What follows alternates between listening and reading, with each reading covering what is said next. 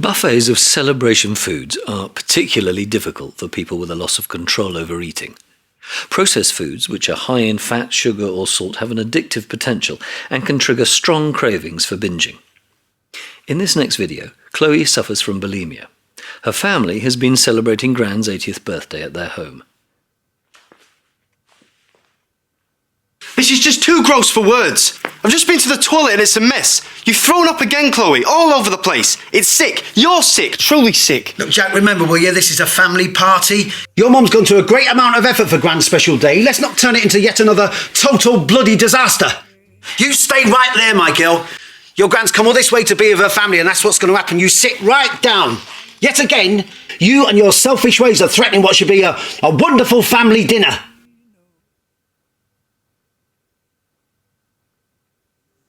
I'm sorry, she doesn't mean anything by it. She doesn't mean to spoil the day, but she's having a bit of a hard time at the moment, what with exams and everything and university applications. It's hard for the youngsters these days, you know, what with the pressure of exams and university pressure. It's not surprising some of them go off the rails. I mean, at least it could be a lot worse, couldn't it, Chloe?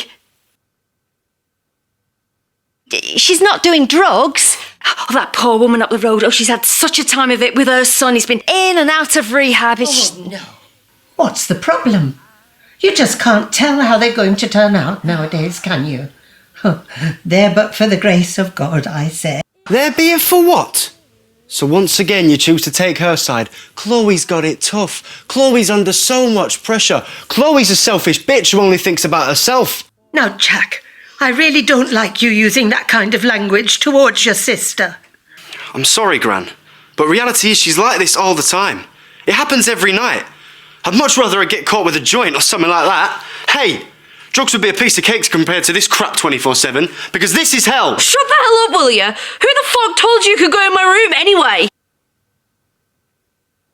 She's only eating them too.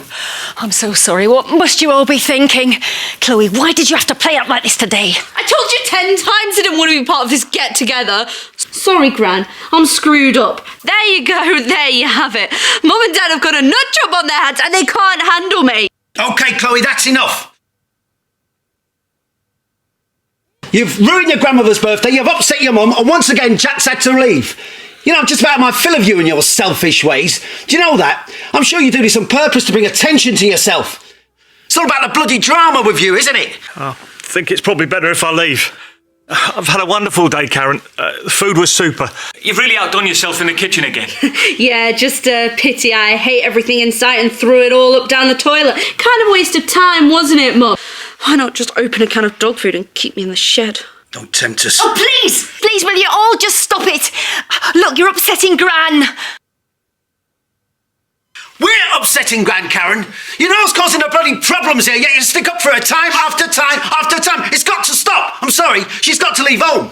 She should be living on her own now. She's old enough. If she won't seek help, then we've got to get our own lives back together again. Yeah, that's what you all want, isn't it? I'm scum. You want to go back to your lovely, quiet, mind-numbingly boring lives. Rotary Club, game of golf, anyone. You guys make me sick. It's your fault I'm like this.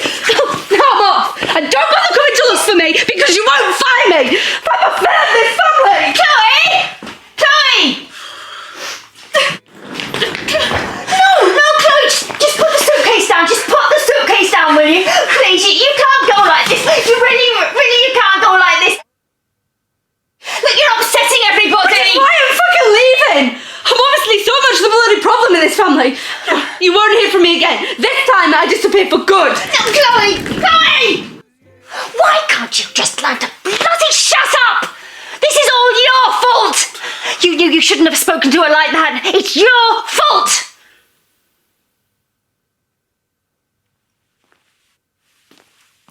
It may have been possible for the family to predict that processed party food would elicit cravings and binge eating.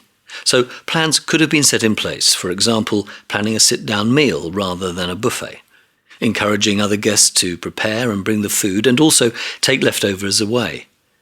This scenario also demonstrates the pressure of extended family meals, with unwitting relatives putting their foot in it. Extended collaborative care, educating aunts, uncles, grandparents, etc. may be of value. However, for some, it may be better to keep them at a distance. seeing them in social settings not involving food.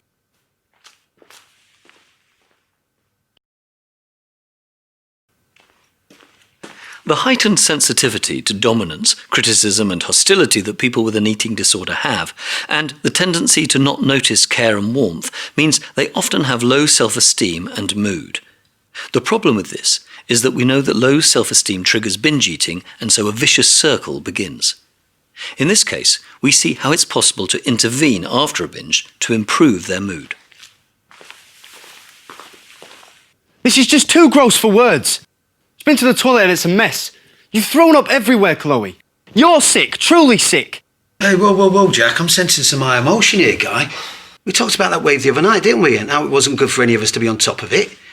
Now it's your grand's 80th birthday party. We don't want to ruin her special day, do we? So I think it'd be a good idea if we use some of those strategies we talked about to come down from the top of that wave. What do you reckon? I just find it so difficult, Dad. It's every day and night. Just gets a bit much sometimes. I know, son, I know, but listen, I will talk with you later, but now's not the right time, OK? Now listen, your Uncle David, he's nipping down the supermarket to get some beers. So why don't you pop out with him, eh? Dad is calm and attempts to diffuse the anger quickly. He acknowledges Jack's distress and offers time out as distraction. Come on, buddy. Let's go. Oh, you're not going to buy those beers on your own? She doesn't mean to spoil the day. She's just having a bit of a hard time with everything at the moment. What with the university applications and all the exams. It's very hard for youngsters this day and age, you know. And sometimes it's not surprising they go off the rails. But it could be a lot worse, couldn't it, Chloe? I mean, at least it's not drugs. Oh, that poor woman up the road, she's having such a hard time with her son. He's been in and out of rehab. Oh, no. What's the problem? You just can't tell how they're going to turn out nowadays, can you? There but for the grace of God, say I. Yeah, I do know you're under pressure, Chloe, but I also know there's a problem with an eating disorder that we're trying very hard to overcome. But it's not easy for us. None of us understand these things. It's very difficult for us to comprehend. But what you must realise is that we are a close-knit family. Yeah. And we will help you fight this illness all the way. But what makes you make yourself sick, Chloe? I've not seen this before. Mum. It's a bit complicated, and now's not really a good time to talk about it. But anyway, it's your birthday, so let's have some fun. Karen, you're looking a bit tired. You've been on your feet all day, so why don't you sit here? We had a lovely dinner, stay with Mum, and do some catching up. Chloe, I sense that you're a bit anxious, eh? You look a bit tense. So why don't you come for a nice walk with me? How do you feel about that? Yeah, but I think I'd rather just go for a walk by myself or go and sit in my room. Look, I can understand you wanting to be on your own, Chloe, but on the other hand, we need to talk about what it was that stretched you out so much today, so I do want to talk. Now, if you want, we can stay here. Me and you, we can go next door, start with the washing up. What would you rather? Mike, I think she wants to be on her own. Maybe she ought to go up to her room. We all know that Chloe being on her own is counterproductive as to what we're trying to achieve here. It's difficult, I know, but we need to talk about what's happened today. So let's not make a big deal out of it, eh? You got two choices.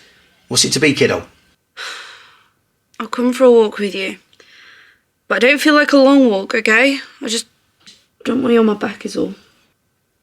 Dad recognises some of Mum's kangaroo tendencies. He affirms positive green shoots, that they are a close family unit who are supporting their daughter in a fight against the ED, remaining calm and diffusing any further ED talk. He offers help to control Chloe's distress levels, a walk and talk. And in the face of resistance from Chloe, he keeps to his boundaries, offers simple choices, sidestepping Mum's overprotective tendencies. Good enough. Get your coat. Now, we're going to be an hour max, ladies. Set the Monopoly up.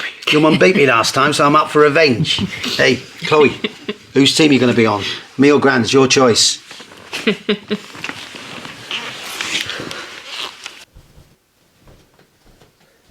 Dad's final technique is to introduce some normality or non-ED talk back into the conversation.